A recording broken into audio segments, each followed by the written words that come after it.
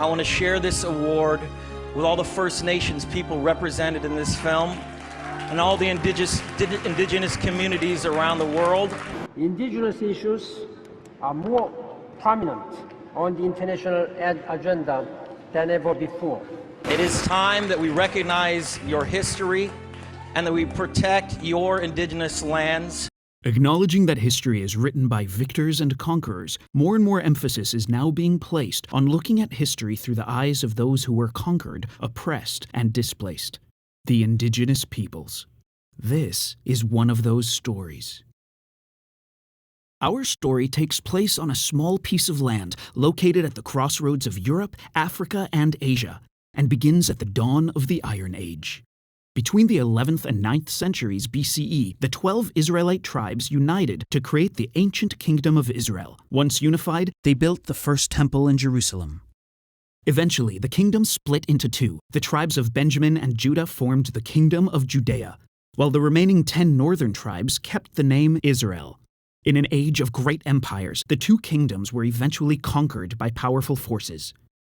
First, the Assyrian king Sargon conquered the kingdom of Israel, expelled most of the 10 Israelite tribes, and forcefully resettled other subjugated peoples onto Israelite land. I repopulated Samaria more than before. I brought into it people from countries conquered by my hands. The 10 northern Israelite tribes were exiled and disappeared from history. Today, different communities around the world practicing ancient Jewish rituals claim to be descendants of these 10 lost tribes of Israel. As the majority of Israelites were lost, only the Judeans remained. Their name became the name of a people. But Babylonian king Nebuchadnezzar II conquered Judea, destroyed Jerusalem and the temple, and sent most of the Jews into exile. It seemed like the disappearance of the Jews was complete. In the ancient history of the Middle East, this fate was shared by many indigenous peoples. The Canaanites assimilated into surrounding cultures, and the Philistines were exiled by the Babylonians and disappeared from history. But the Babylonian Empire was defeated by the Persians, and King Cyrus the Great announced he would allow indigenous peoples in his empire to return to their lands. And so, 58 years after the destruction of the first temple in Jerusalem, the Judeans, or the Jews, returned to their land and built the second temple. Greek rule began after Alexander the Great defeated the Persians. It was a time of growth in the Jewish population. But the Greeks' attempt to globalize the ancient world in their likeness, called Hellenization, presented the Jews with a challenge. Many were attracted to Hellenism, while many others resisted the loss of their indigenous identity. The Greek attitude of peaceful Hellenization changed drastically when Antiochus Epiphanes outlawed Judaism and forced the worship of Zeus. The Jews resisted, and the furious Antiochus sent his army to Jerusalem. He ordered his soldiers to cut down without mercy those whom they met, and to slay those who took refuge in their houses. There was a massacre of young and old, a killing of women and children. The Jews in the countryside were enraged by the atrocities committed by Antiochus in Jerusalem. A few years later, as Antiochus was preoccupied with the military challenge elsewhere, the Jews revolted and in 140 BCE regained their independence. This successful indigenous uprising is celebrated to this day, during the holiday of Hanukkah. But less than 80 years later, the Jews lost their independence once again to another mighty imperial power, the Romans. Roman rule over Judea was a time of turmoil. Beginning in 37 CE, numerous Jewish uprisings broke out, until finally, the Great Jewish Revolt erupted. Initially, the Jewish rebels defeated the Roman legions and established an independent government in Jerusalem. Their success presented a serious threat to an empire faced with other indigenous rebellions. And so, celebrated General Vespasian was dispatched to Judea with a massive army to make an example of the Jews. His son Titus finished the job. He massacred many Jews, burnt Jerusalem to the ground, and destroyed the Second Temple, 656 years to the day after the fall of the first. The importance of Titus's victory over the Jews is evident from this coin, and was eternally memorialized on the Ark of Titus, which exists to this day in Rome. It depicts the defeat of Jerusalem, the taking of slaves, and the looting of treasure from the temple, most importantly, the menorah. The last Jewish strongholds of Gamla and Masada were defeated shortly thereafter, but the Jews refused to surrender. In 115 CE, Jewish diaspora communities rebelled, but were again defeated. Then, only 62 years after the fall of Jerusalem, the Jews in Judea rose up once more against the Roman Empire, again achieved brief independence. But this rebellion, too, was doomed to fail against the might of Rome. This time, the Jews were even more ferociously punished. 50 of their most important outposts and 985 of their most famous villages were razed to the ground. The number of those that perished by famine, disease, and fire was past finding out. Thus, nearly the whole of Judea was made desolate. In the aftermath of 3 revolts in 3 generations, Emperor Hadrian resolved to settle the problem of the province of Judea once and for all. He expelled most of the surviving Jews and banned Judaism. The city had been emptied of the Jewish nation and it suffered the total destruction of its ancient inhabitants. The emperor gave orders that they should not even see from a distance the land of their fathers. Hadrian rebuilt Jerusalem as a pagan Roman city, Aelia Capitolina. And finally, in an act that resonates until this day, he changed the name of the province from Judea to Syria Palestina. After all, victors write history. Once again, it seemed like the fate of the Jews was sealed. But finding refuge in the Galilee, a new leadership of rabbis replaced the lost kings and priests of the devastated Judea, and Jewish civilization was adapted to the reality of foreign rule. Though the rebuilding of Jerusalem remained firmly entrenched in the hearts of the Jewish people, the Galilee became the center of Jewish life. In the following centuries, some of the most important works of Jewish tradition would be created there. The Byzantine Empire emerged after pagan Rome officially adopted Christianity. In those days of early Christianity, religious anti-Semitism took form, and the Jews were subjected to harsh persecution. In 630, the Byzantines massacred almost all of the Jews in Jerusalem, and once again Jews were banished from the city. Byzantine control did not last long after the massacre. Only 6 years after the death of Muhammad, the Arabian armies of the Umayyad Caliphate defeated the Byzantine Empire, conquering and colonizing the entire Levant, including the land of Israel.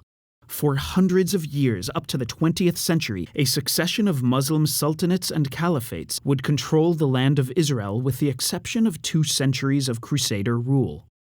Jewish life in Israel persisted and sometimes flourished under this long series of foreign empires in towns that still exist today, and most notably in these 4 cities. Throughout history, their numbers varied dramatically due to violence, war, and centuries of religious pressure that led to waves of conversions. At the same time, over a millennium of colonization brought in waves of different populations who became part of the local tapestry. All the while, for 1,900 years, the Jews lived as a colonized, frequently oppressed minority in their own land. The Jews are not alone. Other Middle Eastern indigenous peoples were also conquered and are persecuted and oppressed even today. Perhaps the most known are the Kurds. After centuries of oppression and a genocide at the hands of Saddam Hussein, the Kurds continued to fight for survival and self-determination, opposed by ultra-nationalist regimes in Iraq, Syria, Turkey, and Iran. The Assyrians are Aramaic-speaking Christians. 2/3 of this small community were massacred by Ottoman Turkish troops. The Assyrians have been demanding independence since 1932, but today they're struggling for survival in chaotic Syria and Iraq. The tragedy of the Yazidis shocked the world in 2014. The Yazidis, neither Muslim nor Arab, suffered decades of persecution under Saddam Hussein before being targeted by ISIS. But the Jewish story stands out among other indigenous histories. The Jews are the only indigenous minority in the Middle East who succeeded in regaining their independence. And in this context, there is an attempt to erase the indigenous story of the Jews in the land of Israel and frame it as the exact opposite, a story of colonialism. لتمنح وعدا لمن لا يستحق وليست له صلة بهذه الأرض لا دين ولا تاريخ. Israel is a settler colonial society. فهي مشروع استعماري لا علاقة له باليهودية. This is a world of clashing narratives. To remain apolitical and distinguish claims from facts, scholars rely on archaeological findings and historical record. In the case of the Jewish story in Israel, these are called external sources. The earliest finding of the name Israel was written by Egyptian king Merneptah in his list of conquests. King Hazael of Aram Damascus boasted of his victory over Judean king Ahaziahu of the house of David. Moabite king Mesha left behind an account of his wars with Omri, king of Israel. Assyrian king Shalmaneser III describes the army of the Israelite king Ahab, which he defeated. In a later artifact, he itemizes the tribute he received from a later Israelite king, Yehu.